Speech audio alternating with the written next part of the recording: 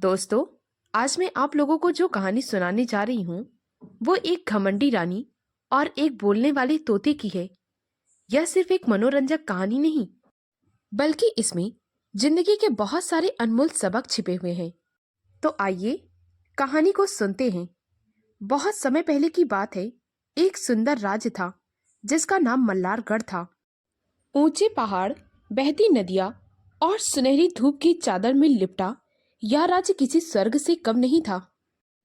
इस राज्य के सभी लोग बहुत खुश थे क्योंकि यहाँ की रानी रूहानी बहुत ही समझदार और ताकतवर थी।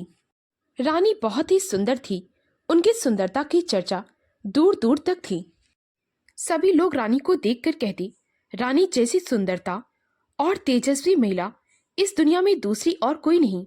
जब रानी सुहानी लोगों के मुंह से ऐसी बातें सुनती तो उन्हें बहुत अच्छा लगता। उन्हें अपनी बड़ाई सुनना बहुत ही ज्यादा पसंद था।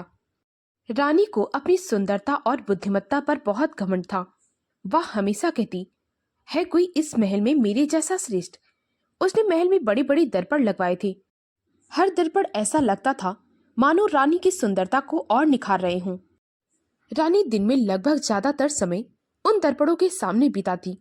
कभी वह अपने बाल संवारती, कभी अपने गहनों को निहारती और कभी अपने कपड़ों की चमक धमक को देखती।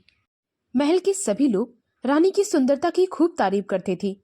कोई रानी को कहता, रानी आपके चेहरे की चमक से तो सूरज की रोशनी भी फीकी पड़ जाती है। तो कोई कहता, रानी आपकी बुद्धिमत्ता के आगे तो बड़े बड़े विद्वान भी नतमस्तक हैं। रानी को यह सब सुनकर और भी अच्छा लगता। धीरे धीरे रानी का घमंड बढ़ता जा रहा था। रानी के मुंह से हमेशा अक्सर एक बात निकलती रहती थी कि मैं सब जानती हूँ। इसीलिए वह अपने फैसलों में किसी की सलाह लेना बिल्कुल उचित नहीं समझती थी। जो कोई भी रानी के खिलाफ बोल देता, रानी उसे राज्य से बाहर निकलवा देती। एक दिन जब रानी अपने दरबार में बैठी थी, तभी वहां पर एक बूढ़ा साधु आया। साधु की सफेद दाढ़ी, आंखों की तेज रोशनी, यह सब कुछ देखकर लग रहा था कि वह किसी तपस्वी से कम नहीं है। उसने रानी को प्रणाम किया और कहा, हे रानी, मैं आपके लिए एक बहुत ही बेशकीमती उपहार लाई हूँ। रानी ने उत्सुकता से कहा, तो जल्दी से दिखाओ कि वह उपहार क्या है। उस साधु ने अपने कंधे पर बैठे एक तोते की ओर देखते हुए कहा, यह कोई साधारण तोता नहीं है। यह जो भी देखता है उसकी सच्चाई बयां करता है। यह आपकी गलतियों का आईना दिखाएगा। यह सुनकर रानी बहुत जोर से ठहाका लगाकर हंसने लगी और कहने लगी, यह तो बड़ी ही मजाक की बात है। यह मामूली सा पक्षी मेरी गलतियां बताएगा। मेरे दरबार में बहुत बड़े बड़े से विद्वान हैं, परंतु आज तक किसी ने मेरी गलती नहीं बताई। यह मामूली सा पक्षी मेरी गलती बताएगा। यह कहकर रानी जोर जोर से हंस रही थी। तभी साधु ने कहा, रानी साहिबा, कभी कभी बड़ी बड़ी सीखें छोटे माध्यमों से मिलती हैं। आप इसे अपने पास रखिए। हो सकता है यह तोता आपको जीवन में एक नया दृष्टिकोण दे। रानी ने तोते को अपने हाथ में लिया और ध्यान से देखा। तोता रानी की ओर एकटक देखे जा रहा था। तोते की चमकदार आंखें, ऐसा लग रहा था मानो वह रानी की सच्चाई को देख रहा हो। यह देख रानी को थोड़ी सी असहजता हुई, परंतु उसने तोते को अपने महल के सबसे सुंदर पिंजरे में बंद कर दिया और कहने लगी, देखते हैं यह तोता क्या कर सकता है। रानी ने यह सब कुछ मुस्कुराते हुए कहा। जब साधु महल से जा रहा था तो उसने रानी से एक बात कही, रानी साहिबा, याद रखिए, हर कोई सच को स्वीकार नहीं सकता, लेकिन जो कोई इसे स्वीकार कर लेता है वही वास्तव में महान बनता है। रानी ने साधु की बात को अनसुना कर दिया। उसे अभी भी यही लग रहा था कि यह मामूली सा पक्षी क्या कर सकता है और वह तो कभी गलत हो ही नहीं सकती। परंतु रानी को यह नहीं पता था कि यही तोता उनके जीवन का एक महत्वपूर्ण हिस्सा बनने वाला है। शुरू शुरू में रानी ने तोते की बातों को मजाक समझा। वह सोचती थी कि यह कुछ भी बोलता है। एक दिन रानी अपने महल में दर्पण के सामने खड़ी होकर अपने गहनों को चमक को देखकर मुग्ध हो रही थी। तभी पिंजरे में से तोते की आवाज आई, रानी साहिबा, यह चमक दमक तो सिर्फ बस कुछ दिन की है, लेकिन आपका घमंड आपकी असली सुंदरता को धीरे धीरे नष्ट कर रहा है। रानी ने भौवें चढ़ाकर तोते की ओर देखा और तोते से कहने लगी, तुम्हारी हिम्मत कैसे हुई मेरी सुंदरता पर सवाल उठाने के लिए। इस पर तोते ने कहा, रानी साहिबा, मैं तो वही कहता हूँ जो मैं देखता हूँ। बाहरी सुंदरता मायने नहीं रखती, बल्कि असली सुंदरता तो आपके व्यवहार और कर्मों में होती है। आपका घमंड तो आपकी सबसे बड़ी कमी बन गया है। यह सब सुनकर रानी को बहुत गुस्सा आया। उसने तोते को चुप रहने के लिए कहा, परंतु तोता बार बार रानी की सच्चाई को कहे जा रहा था। रानी ने अपने सेवकों से कहा, इस गुस्ताख तोते को चुप कराओ। परंतु रानी जहां जहां जा रही थी, तोता उनके साथ जाकर उनकी गलतियों को उजागर करता। जब रानी किसी गरीब की मदद करने के लिए इनकार कर देती, तो तोता रानी से कहता, रानी साहिबा, राजधर्म का सबसे बड़ा कर्तव्य होता है कि दूसरों की मदद की जाए, जरूरतमंदों के लिए सहारा बना जाए। जो राजा अपने राजधर्म का कर्तव्य नहीं निभाता, उसका राज्य ज्यादा दिन तक नहीं टिकता। और अगर रानी दरबार में किसी से कठोर शब्दों में बोल देती, तो तोता तुरंत बोल उठता। वह कहता, रानी साहिबा, मधुर वाणी ही सच्चे शासक की पहचान है। कठोर शब्दों से विश्वास नहीं, बल्कि भय पैदा होता है। रानी इन बातों को सहन नहीं कर पा रही थी। एक दिन दरबार में रानी ने यह ऐलान किया कि जो कोई भी इस तोते को हमेशा के लिए चुप करा देगा, उसे बहुत बड़ा इनाम दिया जाएगा। बहुत से लोग तोते को चुप कराने के लिए महल में आए।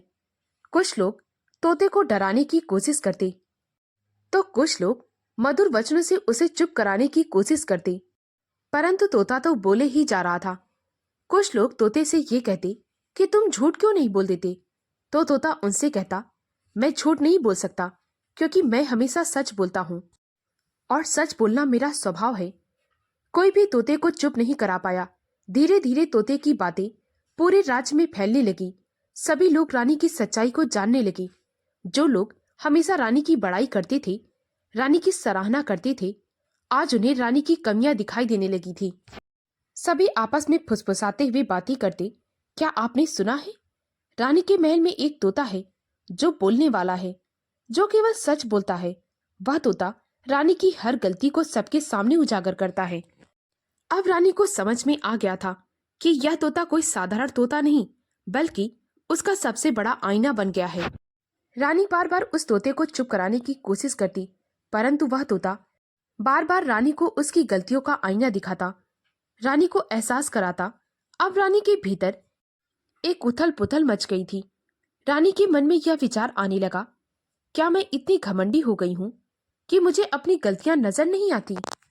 रानी के अहंकार ने उसे सच स्वीकार करने से रोक दिया। रानी ने सोचा, क्यों ना इस तोते को मैं जंगल में छोड़ आऊं और सुकून भरा अपना जीवन जीऊं।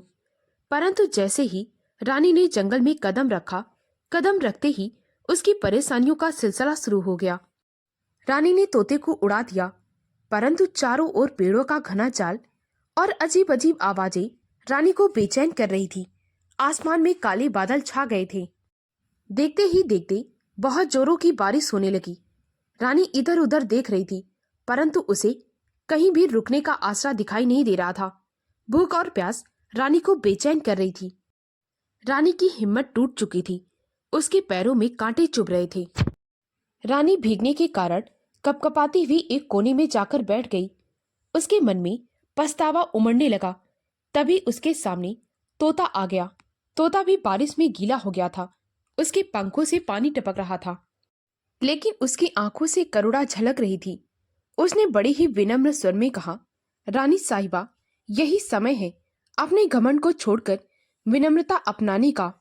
घमंड इंसान को कभी भी ऊंचे नहीं उठाता। कठिन समय हमें यह सिखाता है कि हमारे जीवन की सबसे बड़ी ताकत अच्छा स्वभाव और दूसरे के प्रति सम्मान है। रानी की आंखें भर आई।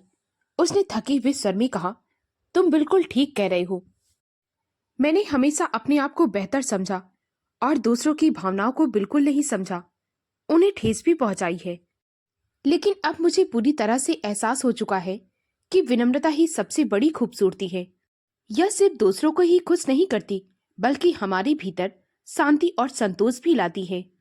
रानी की बात सुनकर तोते ने मुस्कुराते हुए कहा, याद रखो, सच्ची शक्ति उसी में है जो अपना अभिमान छोड़कर दूसरों की मदद करे। जीवन में जब हम दूसरों के लिए अच्छा सोचते हैं, तो ईश्वर भी हमारी मदद करते हैं। वे हमारे लिए अच्छा सोचते हैं। रानी ने सिर झुका लिया। उन्होंने अपने आप में एक बदलाव महसूस किया। वे अब तोते को लेकर महल वापस आई। इस बार महल में पूरी तरह से बदली हुई रानी आई थी। जैसे ही रानी दरबार में पहुंची, सभी दरबारी और प्रजा उसे आश्चर्य से देख रहे थे। सभी को रानी में बदलाव साफ साफ नजर आ रहा था।